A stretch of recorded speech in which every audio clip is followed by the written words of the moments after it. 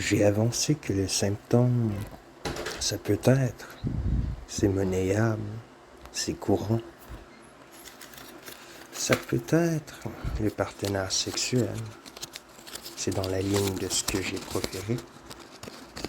Proféré sans que ça vous fasse pousser des cris d'orfraie. C'est un fait. J'ai proféré que le symptôme pris dans ce sens, c'est, pour employer le terme de connaître, c'est ce qu'on connaît.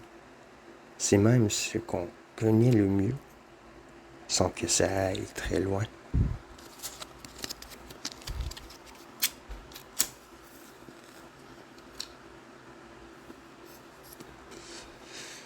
Connaître n'a strictement que ce sens. C'est la seule forme de connaissance prise au sens où l'on a avancé qu'il suffirait qu'un homme couche avec une femme pour qu'on puisse dire qu'il la connaît, voire inversement.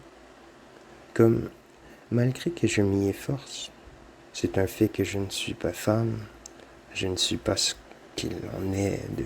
Je ne sais pas ce qu'il en est de ce qu'une femme connaît d'un homme.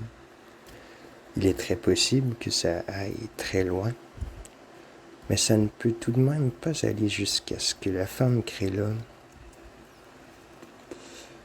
Même quand il s'agit de ses enfants, il s'agit de quelque chose qui se présente comme un parasitisme. Dans l'utérus de la femme, l'enfant est parasite, et tout l'identique, et tout l'indique,